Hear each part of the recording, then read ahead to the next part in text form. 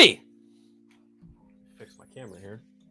I don't like looking at that door. I'd never like looking at that door. What's going on, everyone? Welcome to Friday Phil. You know who the fuck I am. Give me that follow on Instagram, Threads, Blue Sky, and Vero. I still have to add the Vero thing. I've been doing this show for almost 30 episodes, and I still don't have the Vero icon down there, but that's my bad. Anyway, happy Friday. It is February 21st. I got my state taxes back, so that's cool. It means I can go get my car smogged tomorrow, so there's that. We got a lot of shit to talk about today, and I mean a lot of shit. Not some big shit. We got some shit to talk about. I'm going to talk some shit. I'm always going to talk shit. I'm pretty good at talking shit. I came from the school of Vegeta, so I'm fairly good at talking shit for the most part. Anyway. I hope everyone had a stellar Valentine's Day weekend. If you spent it with your loved one, if you spent it with your mama, if you spent it with your sister, if you spent it with your lover. We don't discriminate here. No. We may live in the United States, but I don't discriminate anybody. Fuck no. My name's not Jake. Oh, man. That's a joke.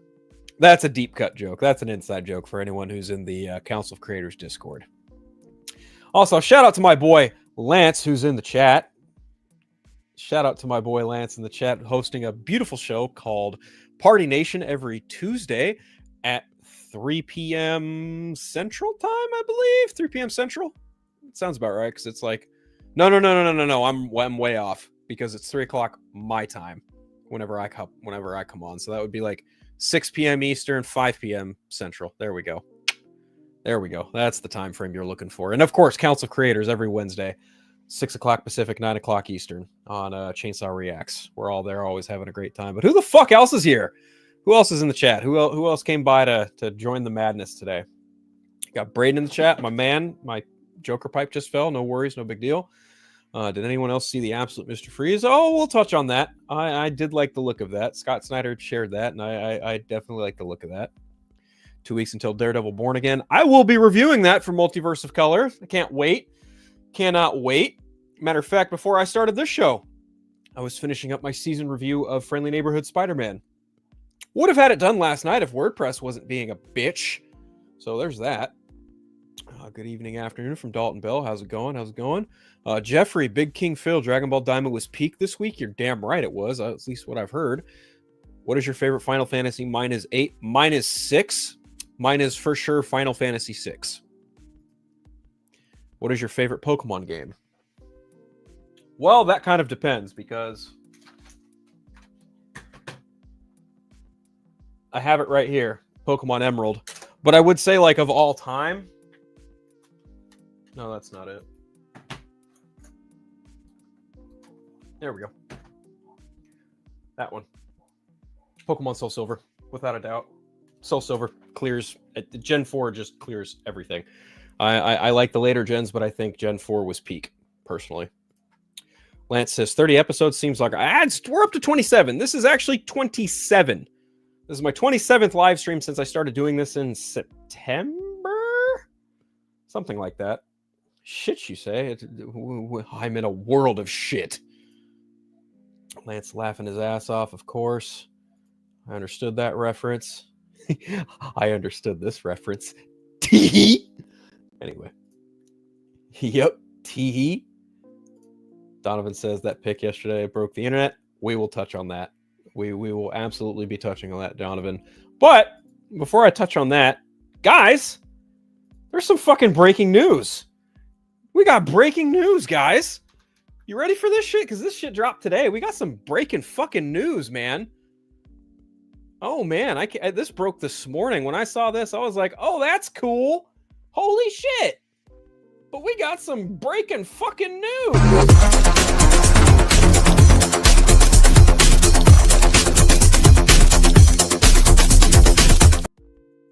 Apparently, Clayface has found its director. Now, listen.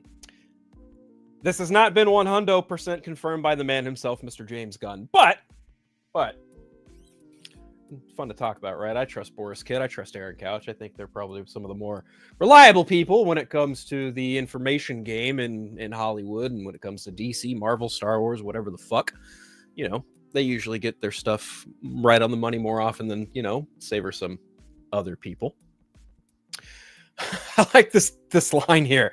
DC's Clayface lands Speak No Evil director James Watkins. The character is based on the Batman villain. No shit. Really? You could have fooled me. I had no idea. No shit. Clayface, a Batman villain? The fuck out of here. No way.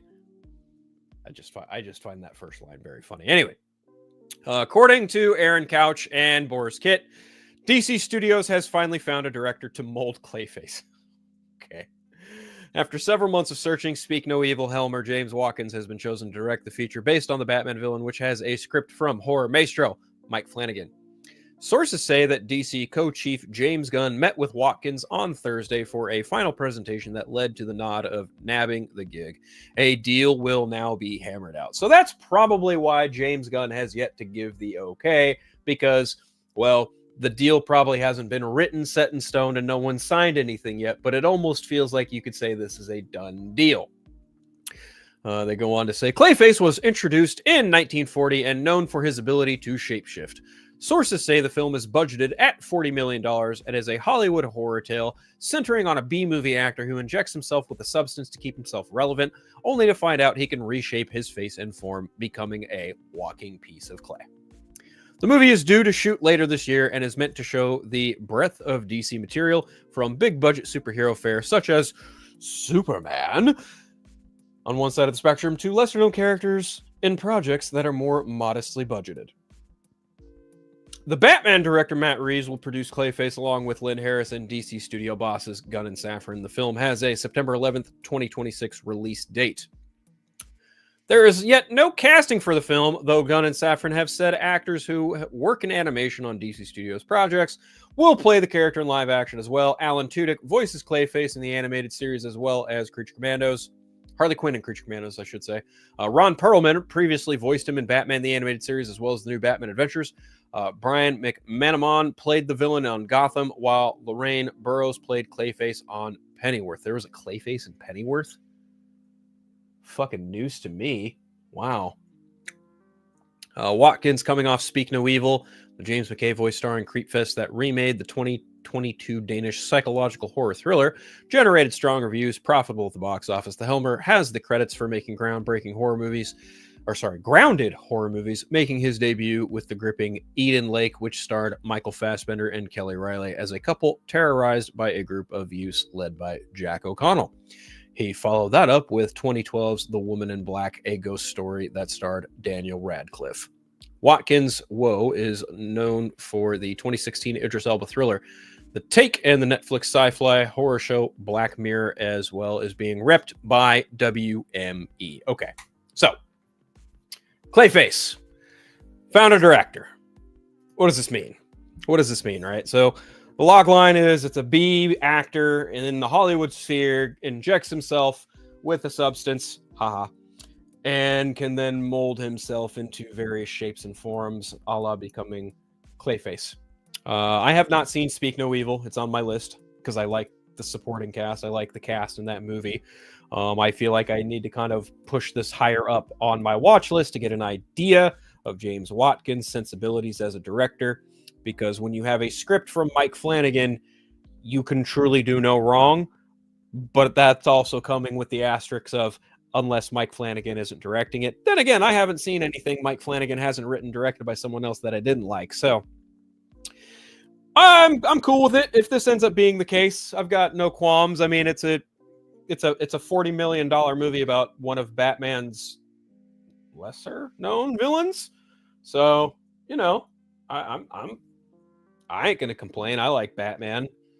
Like, come on, there's a ton of Batman shit behind me, so obviously I'm a huge Batman fan. No, I'm lying. I'm just a fucking Superman fan. No, I'm lying. I like Pokemon. No, who the fuck am I kidding? I like it all because I'm a nerd like you.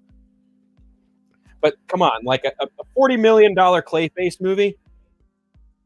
This feels like the thing that Walter Hamada tried to do and just flat out failed at. Whereas I think James Gunn and Safran and co at DC Studios are like, you know what? We got open palm to do whatever the fuck we want.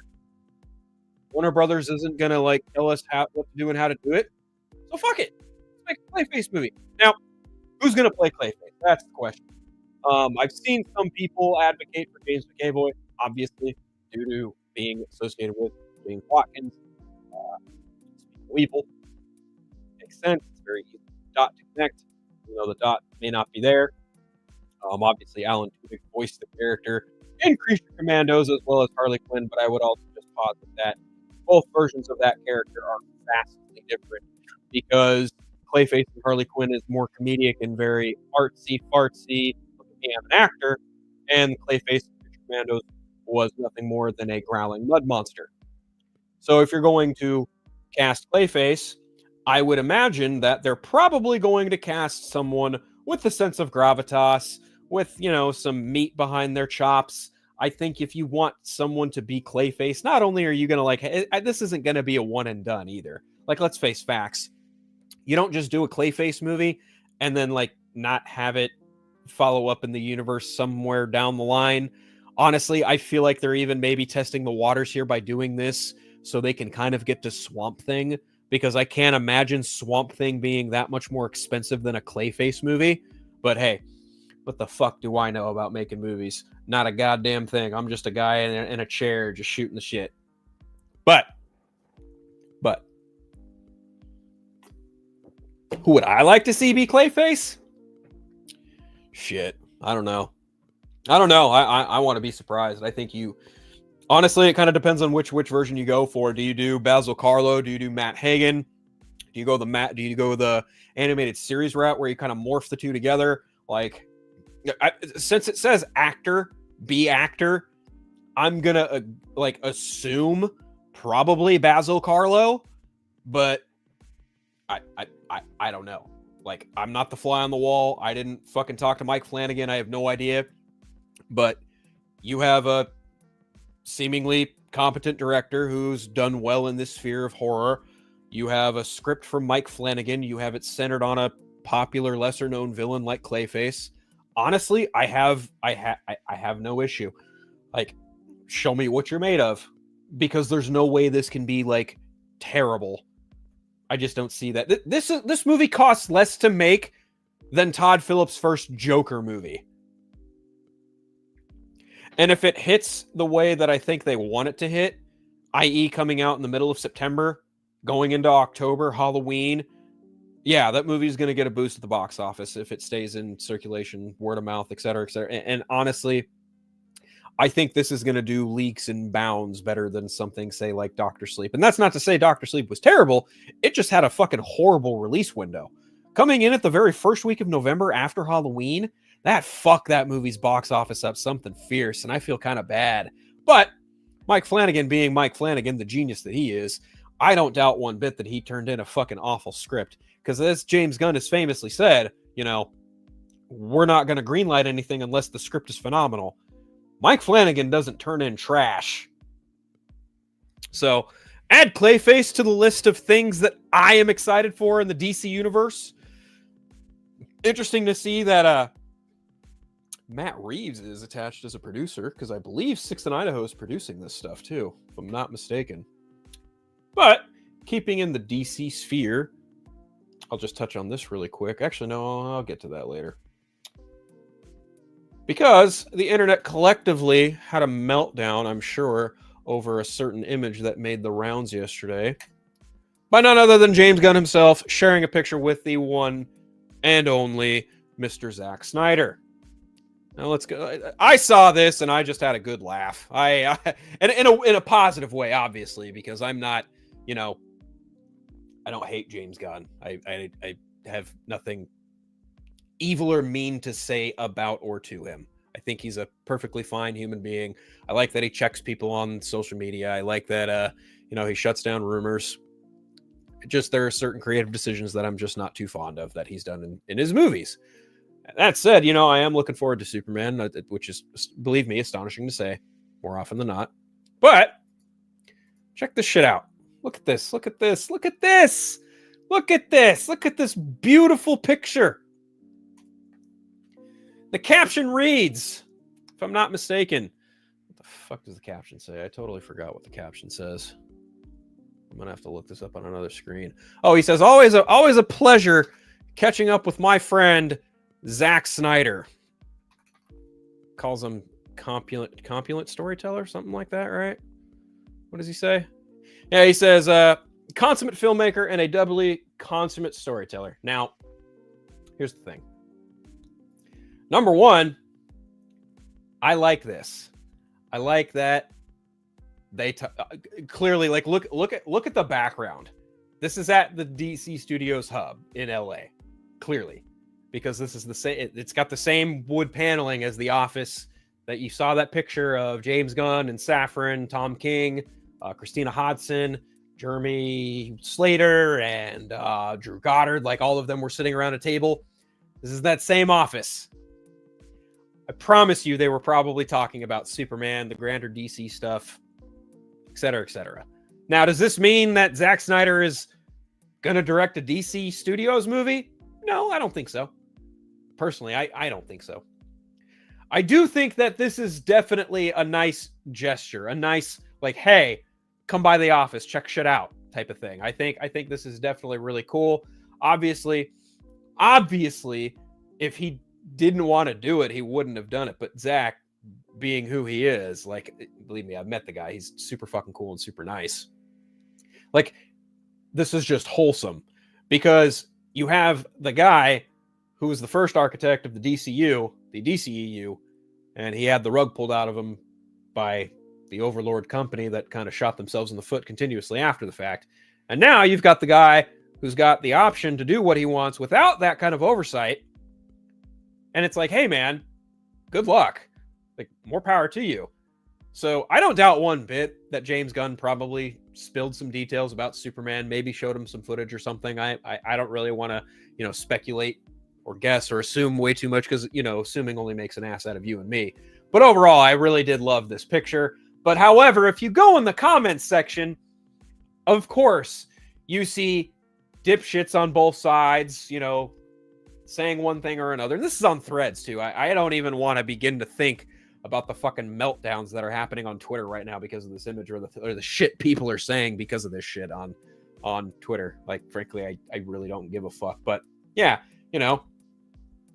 these are two friends that now share a commonality in that both of them have directed a Superman movie, which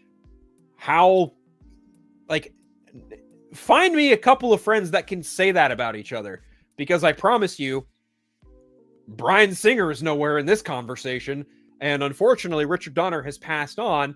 So now these are the two guys who are responsible for bringing us modern interpretations of Superman on film, and they're friends. This is what collaboration and respect is all about in the Hollywood space. So if you're on one side or the other, okay, more power to you. It's perfectly fine to like one over the other. I don't disparage anyone for having their preferences. But if you're going to be snarky, if you're going to be like, oh yeah, look at James, he's bringing him in to fucking show off. Or if you're going to be on the other side and be like, oh man, fuck James, I don't care, Zack's still the GOAT. It's like, you're missing the fucking point. These fucking stupid nerds up in their nose, crying woke at all this dumb bullshit, or just being shitty to one or the other. I just like that they took a picture together, and clearly they talked some shop, I'm sure. Wouldn't doubt it. Now, in the off chance that Snyder was asked, hey, would you want to direct a DC movie?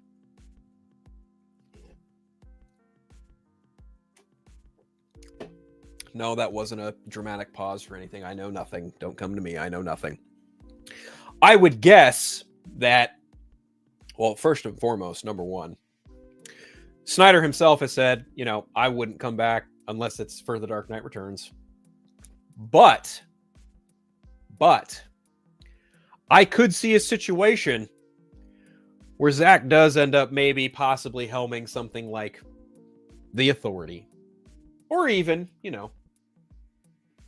possibly in the event Luca Guadagnino, and this is even just stepping into rumor territory because that film hasn't even been officially announced by Mr. James Gunn at all.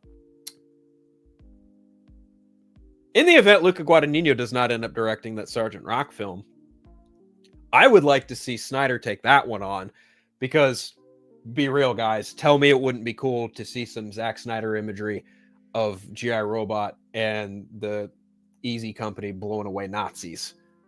That'd be pretty fucking cool. Not gonna lie.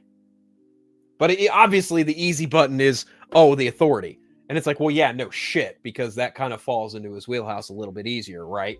Sure. But, again, like, hey, in the vein or in the event that Luca Guadagnino walks away from doing the Sergeant Rock movie, if it even is happening, because, again, Mr. Gunn himself has not said one way or the other whether or not that movie actually is happening. I guess the best way to say it is that movie has not been officially green-lit, like Clayface, like Supergirl, and, of course, Superman. So, I just think personally it'd be cool to see that happen, but I also know full well that the man is busy between doing a LAPD film for Netflix as well as a UFC movie. So, yeah. I don't know that a DC movie is in his immediate future, but it's also important to note that directors make their own schedules. They choose what they want to do next. If they have the means to, obviously. What does everyone say? What the fuck is everyone saying in the chat? I'm curious. What the fuck are you all talking about? Let's take it to the chat for this. Let's see. Braden says, and I see people complain that this sounds like Substance when Clayface comes first thing. If anything, the Substance took from Clayface. Amen to that. I still have yet to see the Substance, but I've seen the comparisons made. Definitely. Word on the street is DC Studios is looking at Brendan Fraser. Oh, I would love that. Oh man, Brendan Fraser as Clayface? That'd be fucking cool. I love that. How much do you think the budget would be for Sergeant Rock if it's real? I think you could get away with doing Sergeant Rock at a moderate, somewhere in the $50 to $100 million range. I think you can moderately get away with something like that because it's old school. Wonder Woman cost like $147 million, the first movie. And, that was in World War I. I mean, obviously period pieces are they're a little pricey, but they're not too bad. But I could easily see like that movie like being somewhere in the $50 to $100 million range. I mean, I to put it more plainly, I think Sergeant Rock falls into a similar category that Clayface does. That would be my 2 cents on that. Two friends, big deal.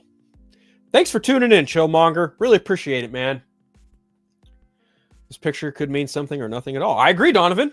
This picture could just be two friends who had coffee or something, and that's the end of it. Or there's some subliminal shit going on that none of us know anything about. That's for sure. Found out about this today. Yeah, I was doing my job and I pulled up my phone and saw this or was it today? No, that was Clayface thing. No, I was doing my job yesterday and I saw this. Actually, no, hold on. No, I was working on my car because I stayed home yesterday to work on my car. And then in between, like, working on my car, I came back after a shower and looked and hopped on the internet. I was like, oh, hey, look at that. But a certain section of the internet is looking way too deep into this without any other visual evidence. Of course they are. That picture means two things. Gunn showed him a cut of the movie, or he's doing Brave and the Bold. He's not doing Brave and the Bold.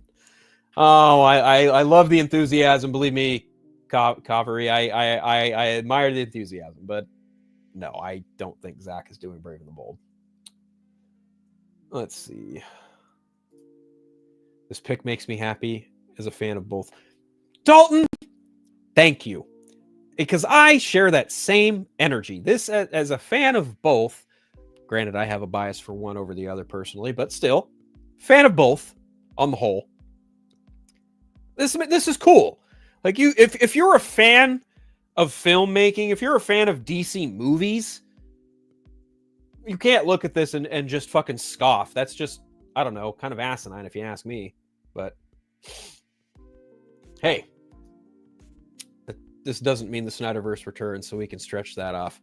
I mean, hey, I told this to Dave, our buddy for the Film Junkie.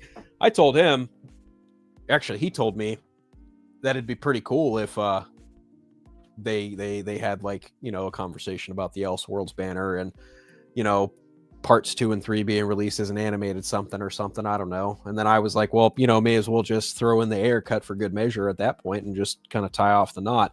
That would, in a way, just give James Gunn probably a little bit more respect with that side of the fandom, I'm sure. But, there are always going to be those loons who would just clamor and clamor and clamor for more. But at that point, they'd probably ask for a whole new Flash movie with the Reverse Flash, blah, blah, blah, blah. Anyway. I love to see Snyder do The Authority. I am right there with you. That would be fucking dope as shit if he did The Authority movie. Question is, who's writing The Authority? That's what I've been asking for like the last 2 years. Who the fuck is writing The Authority movie? We have more breaking news. According to the Hollywood Reporter, Spider-Man 4 is getting delayed. Oh, really? Well, I have the Hollywood Reporter pulled up. Let me see if I can pull this shit up. Let's see.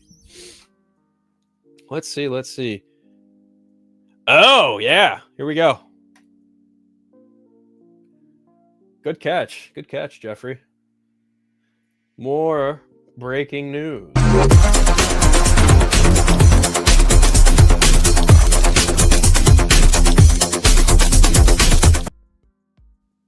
So, let's take that banner off really quick because this is breaking news. Literal breaking news as of like 20 minutes ago. Holy shit. Spider-Man 4 release date pushed to late July 2026. The film will now hit theaters 2 weeks after Nolan's Odyssey, which also stars Tom Holland. Sony Pictures announced Friday that the Marvel Studios Superhero Next feature will now hit July 31st, a week later than previously scheduled. Destined Daniel Cretton is helming the movie. Change now gives project extra distance from the release of director Christopher Nolan's The Odyssey, which also stars Holland. Hits theaters July 16th from Universal. Right.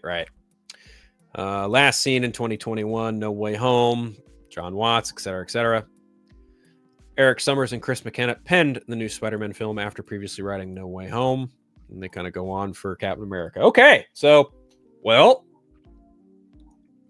I like that they literally used the same image last time they announced something for this movie. It's literally the same fucking picture they did when they announced that the movie was happening.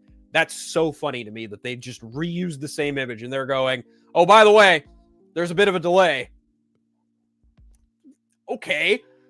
Fucking big deal. Great. Spider-Man comes a whole 2 weeks after than it was supposed to. Hoo-ha. Fucking right on. Yippee-ki-yay. So, yeah, man, I does this really surprise me? Listen. Would you want to be the studio foolish enough to go up against Christopher Nolan at the box office? I think not.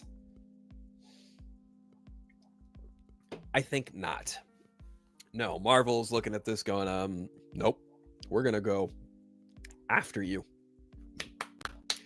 I will say, though, that this is only going to give Spider-Man more steam because Tom Holland is going to be in the Odyssey. So people are going to go see the Odyssey. They're going to come out of that. And they're going to be like, damn, that was fucking amazing. I really can't wait for Spider-Man. And then everyone who saw the Odyssey is going to go see Spider-Man. And then Spider-Man 4 is probably going to make like $1 billion. Wouldn't doubt it. Wouldn't doubt it one bit at all. But thank you, Jeffrey. I appreciate that. That was very much appreciated. Thank you very much. But, going back to the initial thing I was on. Is Zack Snyder directing a DCU movie? My answer? I don't think so. I think this is just two friends catching up, having a good time, checking out The Office, that type of thing.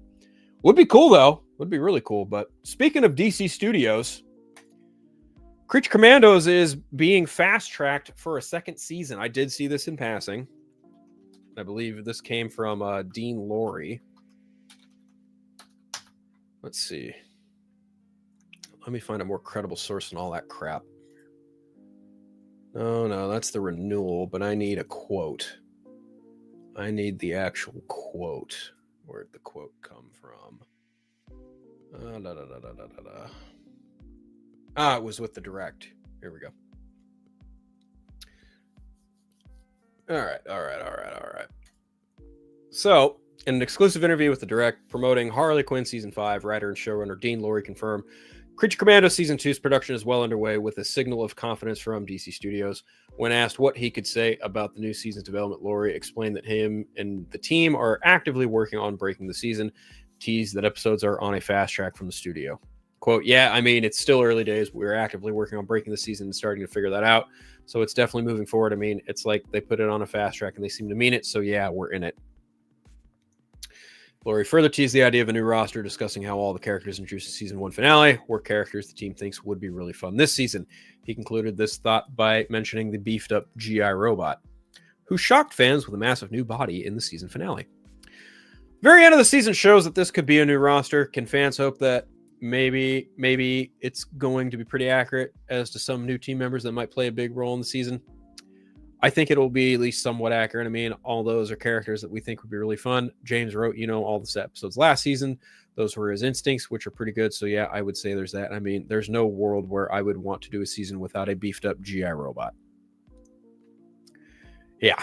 So it's important to note that HBO Max renewed it. And now that they've renewed it, DC Studios has fast-tracked it to happen sooner rather than later, which is cool. I'll take more Creature Commandos. I love Creature Commandos. There wasn't a lot of Creature Commandos that I didn't like. I mean, hey, if you guys want to check it out, go check out my spoiler-free review of Creature Commandos that I did on my channel, and I also wrote up a ton of everything for it on Multiverse Spoiler. So, yar. I can't wait for this. They probably apparently there is a huge announcement next week for DC Studios. Spoilers, it's Ben Affleck returning as Batman. That would be what I would say if I wanted to lie out of my ass. Don't look at the Snyder. I mean, he didn't even get the director right for fucking Clayface. So, I mean, hey, listen, I don't like giving that fuck a worth a fuck of attention, but anytime I see his name, I'm just like, maybe the problem is the fuck puppet delivering. Oh yeah, because he's a fuck puppet. He's nothing more than a rat-faced looking fuck puppet.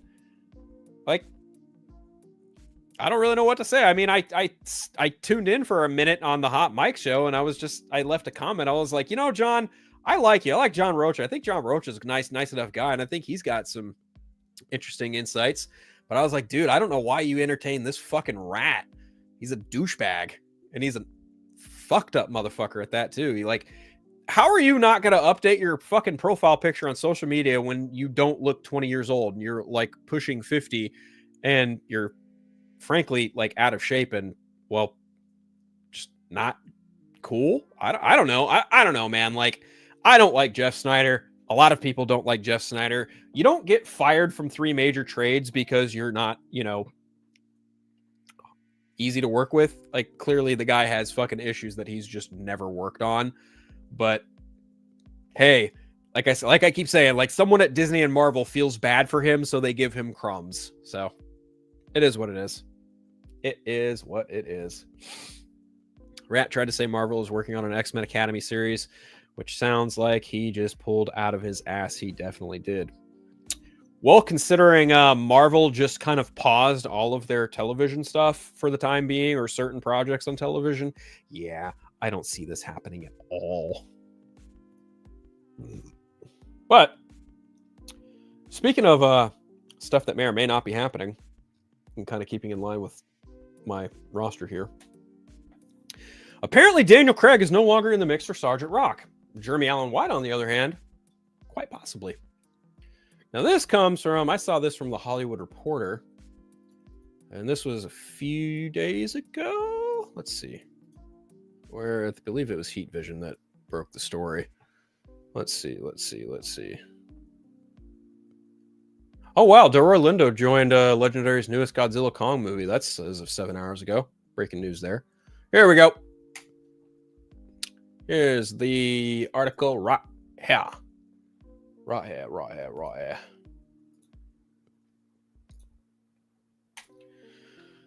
Daniel Craig drops out of DC Studios' war movie Sergeant Rock.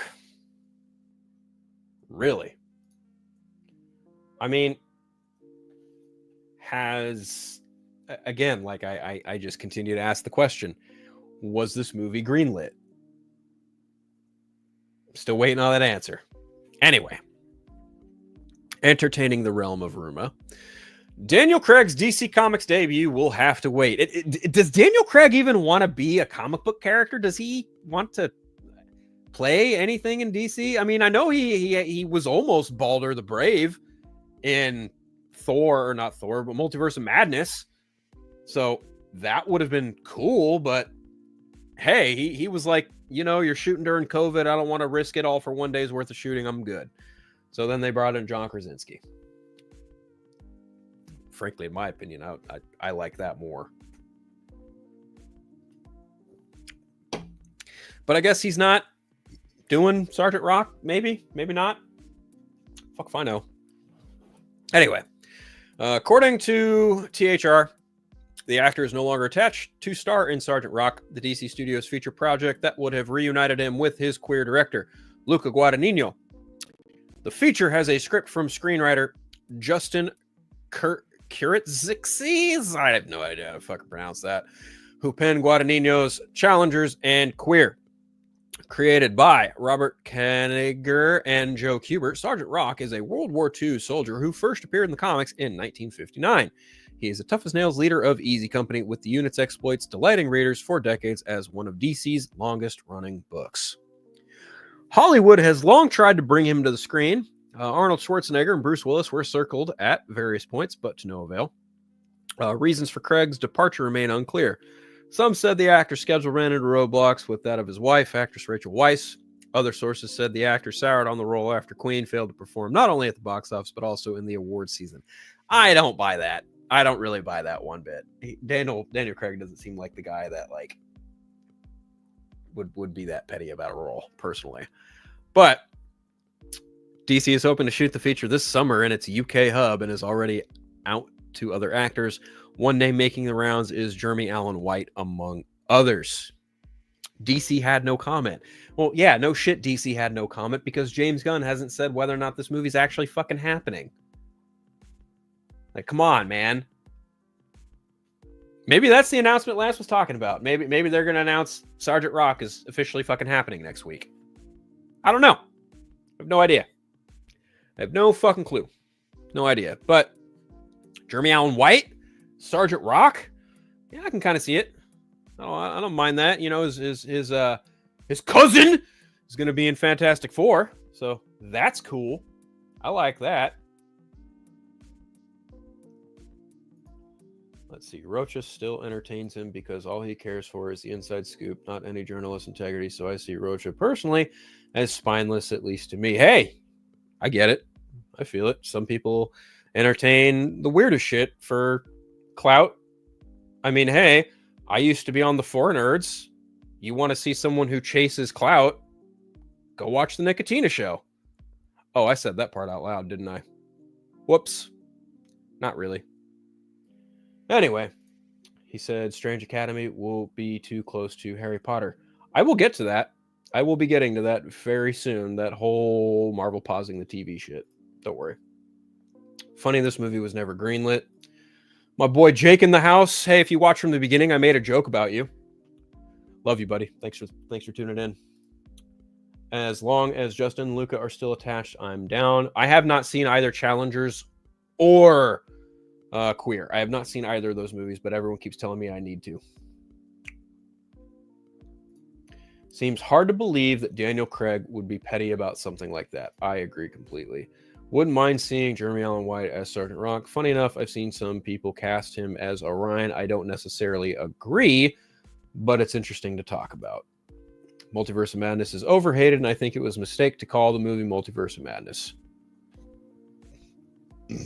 I mean, I think the title implies you're running through a multiverse in a state of madness, and that's ultimately like what America Chavez. She was the central key figure to that plot. So I don't know. I like Multiverse of Madness. It's in my top 5.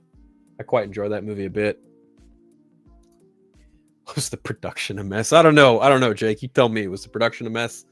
Multiverse of Madness? You tell me. Was it a mess? You tell me. Anyway, keeping in the DC realm. Actually, real quick. Who do I want to be Sergeant Rock?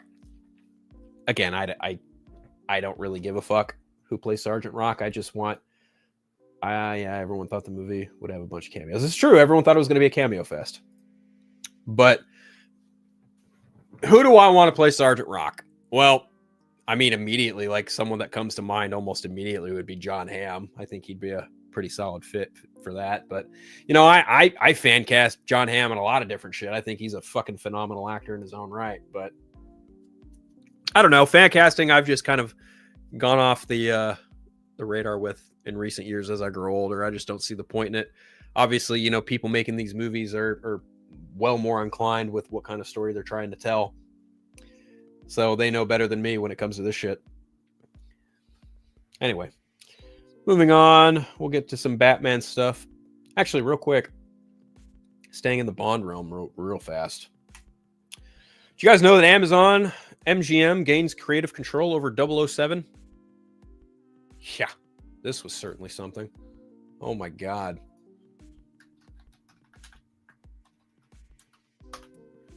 This shit was crazy to witness. Now, this is coming from Variety.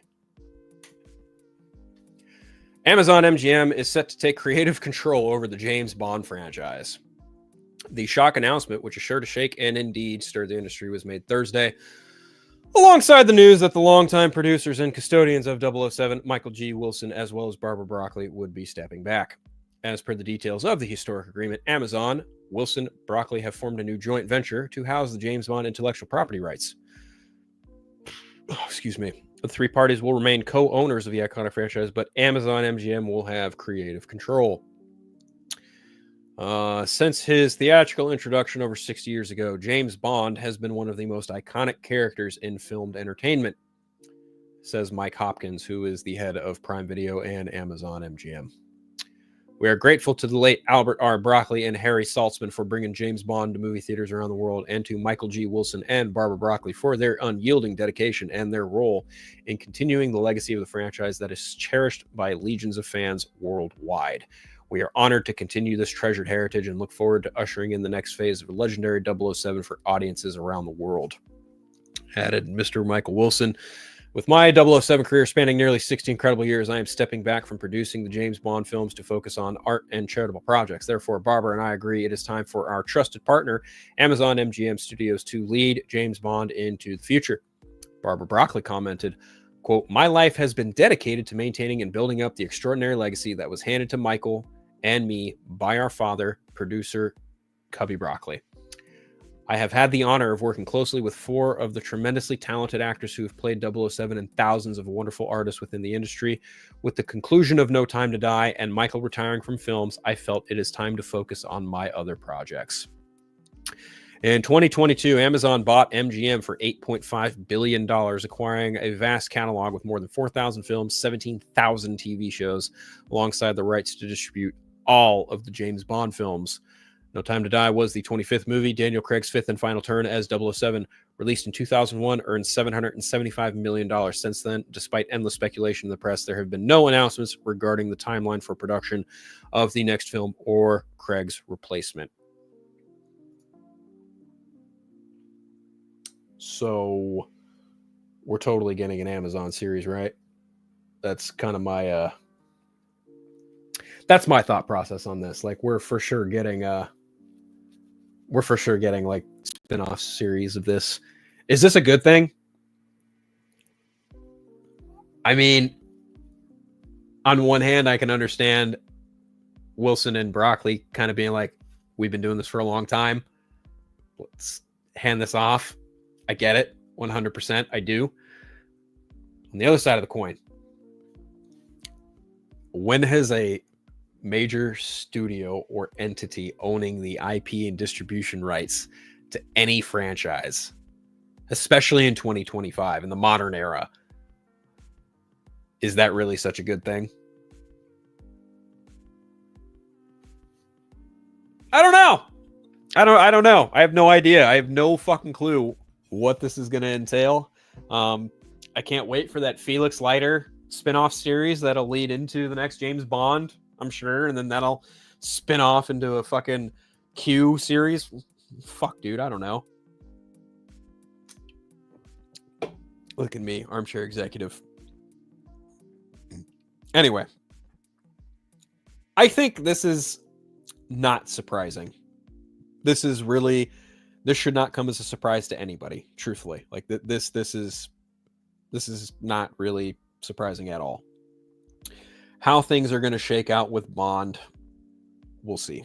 We shall see indeed. From what I understand, from what I've seen, quite possibly they could announce another Bond film in the works at CinemaCon. I don't know. Guess we'll wait and see. Unfortunately, I will not be at CinemaCon this year, much as I'd love to be, but just can't swing it. That's for sure. But you know who was inspired by Bond to an extent? Batman. Robert Pattinson knows the story of the Batman Part 2.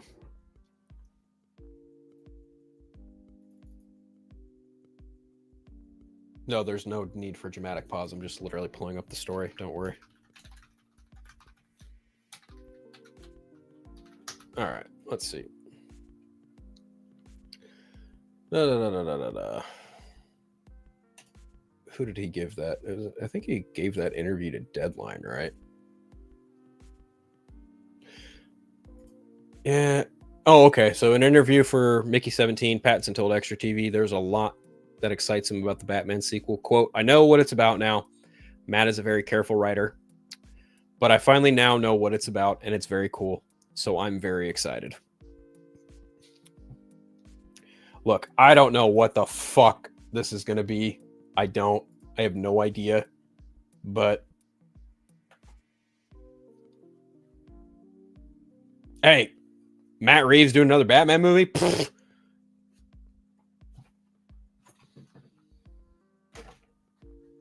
There's my wallet. Take it. You didn't need to convince me. I was already going to be there day one. But if Robert's excited for the story, I mean, how can anyone not be, right? So what you talk about Invincible, so all you can see is how far back that chair can go. Different chair. This chair actually can't go back that far. In case you didn't see, new chair. Sorry, buddy. If a 007 series happens, they better get the best of the best in front of and behind the camera, approach it like a high-quality HBO show. Yeah, we'll see. The studio mindset would be to compete against John Wick. Oh, really, Chillmonger? I didn't know you worked for Amazon. I didn't know you sat in on that conversation. Please, tell us more.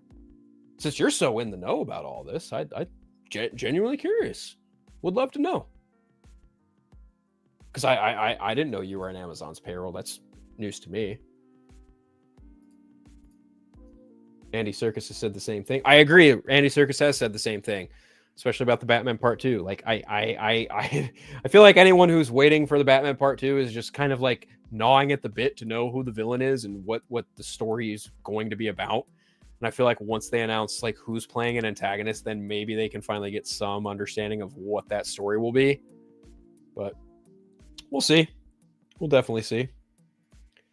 If Hush is the main villain, what a letdown. Oh, buddy, preaching to the choir. Preach to the choir. Since they film at the end of the year, it means start filming in October, November, December. So that means we would start hearing casting in May. Yeah, possibly. I mean, you could even see casting happen even earlier than that. That's for sure. I hope it's the Court of Owls. Personally, I hope it's Mr. Freeze. I want Mr. Freeze. Oh, I already pulled that one up. Sorry. I need Part 2 in my veins now. Definitely. Really hoping we get Mr. Freeze for Batman Part 2, especially if the winter setting is to be believed. Well, you know, the Penguin sets up the Batman Part 2 to be at winter, like Christmas, New Year's. Like, wouldn't surprise me. First movie's a fucking all-timer, absolute banger of a movie. Oh my god, I love that first movie to death. Great movie, beautiful Batman movie. Too early for Court of Owls. Yeah, but I could also see the novelty of having a year 2 Batman go up against the Court of Owls and like have his world completely fucking rocked. but I'm also kind of in that camp of like it's a little too early for Court of Owls. Anyway, Matt Fraction and Jorge Jimenez, speaking of Batman, are working on a new Batman title. Now, I saw these images and I was like, whoa. Like, holy shit. And here's the official press release from DCComics.com.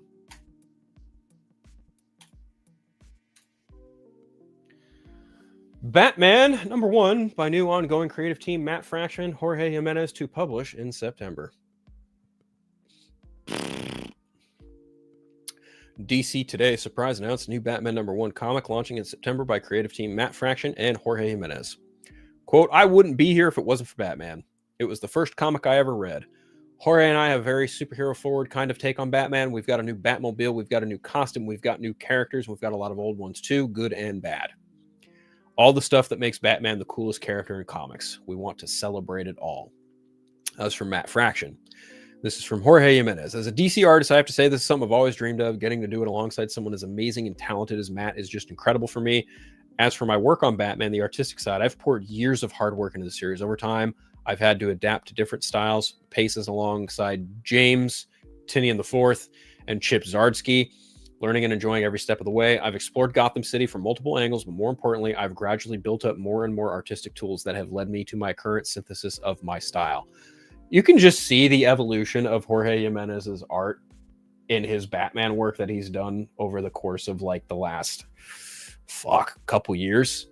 Like he stayed on from James Tinian IV all the way till now on the main Batman book, and he's just doing a banger job. I love Jorge Jimenez, and I love what he does with Batman.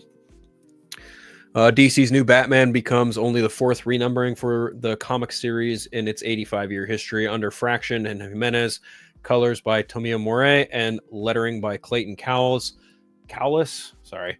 Batman will have a new black and gray costume, a new Batmobile, and the series will usher in a new look for Gotham City.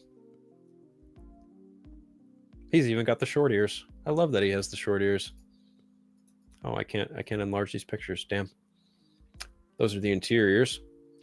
Here's a look at the new suit. I can open the image in a new tab. There we go. So you got the black and the gray and blue. That symbol's pretty cool.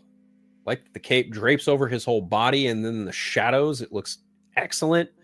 His belt, I've seen this belt before. This is like the same belt that Jorge draws for every version he does of Batman for the most part, but I'm not mad at it. I also really love the short ears. I love the cowl. I love that it just extends out like that, and I love that they're pointed and they don't have like the, oh man, like this is just such a damn good Batman suit. I love it. Love it, love it, love it. Fraction, Jimenez, Morey, and Cowles will be telling a series of interconnected but self-contained stories when they begin their run in September. Every issue could be a new adventure, a new style, and a new challenge for the creative team to put in front of Batman. More details related to be released soon. And there's that new symbol right there. Ain't it pretty? That's a pretty looking fucking symbol right there, isn't it? I love it. That's a dope ass symbol. Kind of reminds me of Ben Affleck's Batman symbol. Just a little bit. Just a bit. Just a bit. Need to cancel that alarm. Dismiss that. Boom, boom, boom. Okay. There we go. There we go. Anyway. Yeah. New Batman book coming in September. I'm only buying one Batman book as it is anyway. But, you know, now I get to buy another one. Because if you've got Matt Fraction writing a fucking Batman story and Jorge Jimenez is doing the art, I'm not going to pass that up. I'm not going to be foolish enough to pass that up. Fuck no. Fuck no. Absolutely fucking not. No. You'd be foolish to pass that up. If you're a Batman fan and that doesn't excite you, I got nothing for you.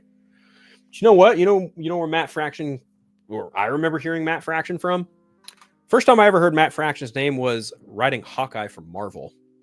Speaking of Marvel, yeah, that was kind of a shitty segue, but Brand New World, Captain America Brave New World, has an opening of $192 million. Now let's check Box Office Mojo just to be sure about that. I'm pretty sure that's still what it's sitting at. Oh no! Well, now it's gone up. Total gross of that has gone up. It is now currently sitting at a worldwide total of $211 million. I thought people told me this movie was going to flop, though. Like, what happened? Like, people told me this movie was going to flop. Critics told me this movie wasn't worth it. People told me that this movie was going to be garbage. Apologies for the dogs. Someone's home. Anyway, no, people told me this movie was going to falter and flounder and fail and fall flat on its face. Well, guess what, everyone? The movie has made its budget back and then some. I'm very curious to see what happens when it releases this weekend and what its second weekend drop-off looks like. Now, if it's anything in like the 69-70% range, I'd be getting a little worried, personally. But if it's anything less than that, should be fine. There really isn't that much competition out either. I think Osgood Perkins has his Monkey movie, The Monkey, that's out this weekend. But yeah, no, I'm glad. I'm glad this movie fucking did what it needed to do. I'm really glad. I like the movie. We had a discussion about it last Friday. It was a fun time. I know no one likes that word when it comes to Marvel these days, but yeah, it's a fun movie. It's got like flaws for sure, but it's fun. It's a good movie, in my opinion. I know that critics just straight up thrash this movie without even wanting to give it a chance, but yeah, no, it got a $192 million opening. Hopefully it stays strong this weekend for its second week. Fingers crossed. Fingers crossed. At least the movie is making money. The only people who said the movie would flop were toxic fanboys. I agree, Daryl. I agree 100%.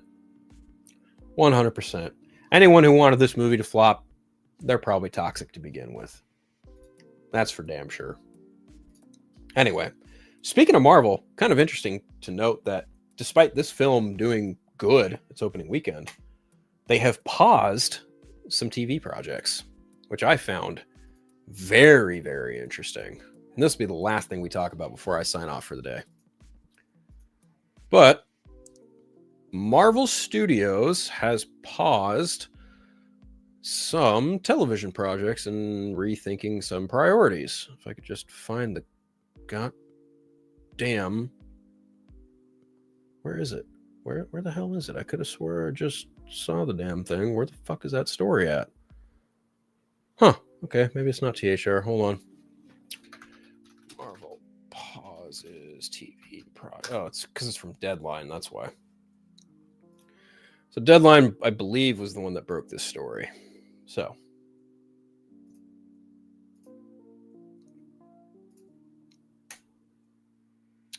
All right. Marvel pauses development on Nova, Strange Academy, and Terror Incorporated series. Marvel Television has paused development on 3 projects: Nova, Strange Academy, Terror Incorporated. Sources stressed to Deadline that these projects were never officially greenlit and may still come to fruition at some point. The studio has simply shifted its priorities at the moment. We're told the decision is reflective of a new model for producing television that's emerged at Marvel in recent years. Originally, Marvel approached series development much in the similar way it handled features. A slate was announced. What was teased was more or less what got made. A couple years ago, senior leadership decided to retool the development process as they were also revamping their new Daredevil series, Born Again. Marvel's new TV approach is more traditional, with many more projects being developed rather than ultimately be made, and showrunners being brought in to oversee each. Shifting to a more typical greenlight process made sense as the studio looked to maintain audience engagement amid new realities facing the industry. In addition to the prospect of superhero fatigue and content oversaturation, there was a reality of a market contraction, which led the studio to pull back significantly on the amount of projects released each year. Marvel has spoken publicly about the overhaul of its development strategy, as in a Screen Rant interview published last August with Brad Winterbaum, Marvel Studios head of TV streaming and animation. We're developing more than we make now, so we're actually having a few different things brewing that we might see through at least a pilot script to see if we want to make it. There's a lot of opportunity out there. It's hard to choose favorites. We're really being careful about what we choose to do next. Originally, Marvel turned Sabir Pirzada to pen the adaptation of Nova, as we revealed in 2022, boasting multiple aliases, the original and most famous being Richard Rider. Nova was created by Marv Wolfman and John Romita Sr., a cosmic-powered hero and the last survivor of the intergalactic military police force known as the Nova Corps, who wields the Nova Force to protect the universe. The character first appeared in Nova, number 1, 1976. Marvel was active on the project as recently as this past December, announcing that the Criminal Minds alum Ed Bernero has been hired as the writer and showrunner for the series, replacing Pirzada. If Nova was the most concrete of the 3 projects put on pause, Strange Academy and Terror Inc. were also rumored for some time to be in development as series for Disney+. Strange Academy would have been an adaptation of the eponymous comic book series created by Scotty Young and artist Humberto Ramos, which debuted in March of 2020. Set in New Orleans, it centers on a school founded by Doctor Strange to educate young individuals with magic abilities. The show was expected to focus on Wong, portrayed by Benedict Wong, and his leadership of the school. Amy Rardon, who wrote on Echo, was working on the show. And then finally, in 92, the comic book series Terror Incorporated centered on an anti-hero by the name of Terror who possessed the ability to incorporate the body parts of others in his own form, gaining their memories and abilities. Created by Dan Chichester, Margaret Clark, and Klaus Janson, the character first appeared under the name Shrek in St. George No. 2, August of 1988, before being reintroduced in the Terror in 92 series. No word on who was involved in development. And then it says up next is Marvel's television is Daredevil, Born Again, with Ironheart coming in June, and then Wonder Man in December. All right, so yes, Nova, as far as I know, was possibly in active development, but not really because it was never greenlit. Same with the other 2. I mean, Strange Academy had been rumored for some time, so I'm not surprised. Marvel seems to be having more success in animation than they do live action. Granted, Agatha All Along was really well received. We'll see if I don't doubt one bit that Daredevil is going to be phenomenal. Like, they have faith in that. They retooled it from the ground up after whatever happened with the first round of creatives didn't do what they needed it to do. So I'm excited for Daredevil Born Again. I can't wait to review that for Multiverse Color. That's going to be great.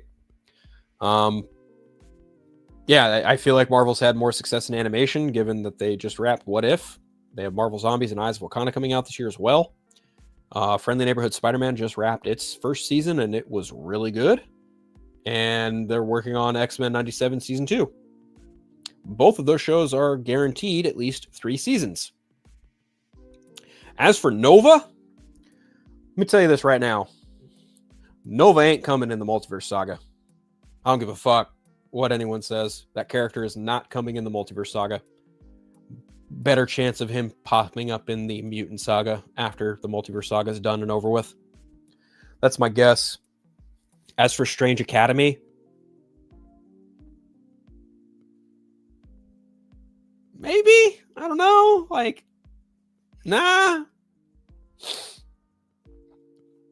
You want to speak about oversaturation? That's definitely those two programs. Strange Academy especially just feels like a bit of an oversaturation because, you know, we have Doctor Strange, we have Into the Multiverse of Madness, and then we also have, to a lesser extent, WandaVision, Agatha. Like, the magic realm of Marvel is doing fine. Having a TV show about students being heralded by Wong, it's like, are we going to try like a Boy Meets World type of situation here? Like, I don't know. It just feels very kind of ham-fisted. I feel like if any one of these projects has an actual shot of getting greenlit, probably Nova. But as for the Terror, that concept sounds cool, but I think that might be a little difficult for audiences to kind of like grab on and latch onto. No pun intended. But it's interesting, and it's not surprising. I mean, Marvel's been kind of retooling a lot since the end of Phase 4. I mean, after the fiasco that was Secret Invasion and, you know, flops with Ant-Man Quantumania and the Marvels, they kind of had to retool some shit. Which you can kind of look at Captain America Brave New World and be like, okay, this was clearly kind of meant to be something a little different. And then they changed some things around, and that movie's now a little more standalone. According to Julius Ona, apparently the end credit scene of that movie was supposed to be about, it alludes to the Illuminati. I don't know how the fuck that works, but whatever. I enjoyed what I saw. Cool beans. I'll take what I can get. But as far as Marvel Television goes, Friendly Neighborhood Spider-Man, I actually just saw, and it's even in the thumbnail, apparently Gwen Stacy, Spider-Gwen, is going to pop up in season 2 of Your Friendly Neighborhood Spider-Man, which is cool. I don't know how the fuck that's going to work, but hey, whatever. Season finale happened on Wednesday. Those last 2 episodes, they fucking rock socks. They were good. Yeah, I don't buy the narrative that like Marvel's dead or they need resuscitation or they need to, keep going back and rethinking their strategy or whatever the fuck. Like, they're fine. Like, Marvel has an empire. They don't have to worry about anything. They can take a loss here and there and not worry about a goddamn thing. I mean, yeah, you're going to end up retooling some shit, sure, but this whole narrative of like oversaturation and like them being DOA, like some of their projects being DOA, I'm like, a lot of people said Agatha All Along was going to be DOA. Look what happened. People fucking loved Agatha All Along.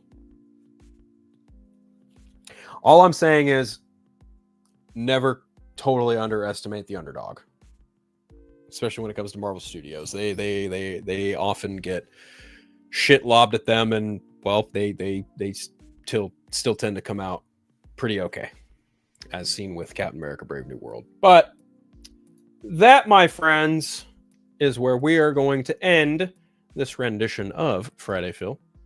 As you all know, feel free to follow me again on Blue Sky, Instagram, Threads, as well as Vero. I really have to add that Vero icon down there. You can read my stuff at Multiverse of Color. I'll elaborate more on what DOF stands for in the future. You can catch me on Party Nation every Tuesday. You can catch me on Council Creators every Wednesday. You can usually catch me on the Vodka stream most Fridays. I may or may not post my PayPal and Venmo link because I'm not monetized, but hey, any support is welcome. Not begging, not asking, but hey, if you want to throw some shekels my way, I'll probably leave them in the description next time. Because let's face it, I can do some more stuff if I start getting funds, but you don't have to if you don't want to. I get it. There might even be some shit, it's probably in like my Instagram bio or something. I don't fucking know. Don't have to if you don't want to, but with Comic-Con coming around and my taxes not looking pretty, I may need to crowdfund for Comic-Con, but we're still a couple months away from that. Anyway, do me that favor. Hit that like and subscribe button. Do the thing. Do the thing. Do this thing. Do that. Helps me out. Helps the show out. I just want to take the time to also thank my loyal commentators who come into my show every Friday. That would be Braden, Dalton, Jeffrey, Lance, Draven, Daryl, Chillmonger, Jake. I appreciate you, man. Donovan, of course. Little Movie Perp, thanks for stopping by. Dalton, Kavari. I hope I'm saying that right too. Kavari. I hope I'm not mispronouncing that. Cameron Walker, Daryl, like you guys are just, and Jack Fortner. Thank you again. Everyone, hey, much love. Take care. Always, my DMs are open for the most part. Sometimes I'll respond. Sometimes I might not. It kind of depends on how I'm feeling. But, have a great weekend. Maybe go see Captain America a second time if you want to. I don't know. Catch you guys later. Much love.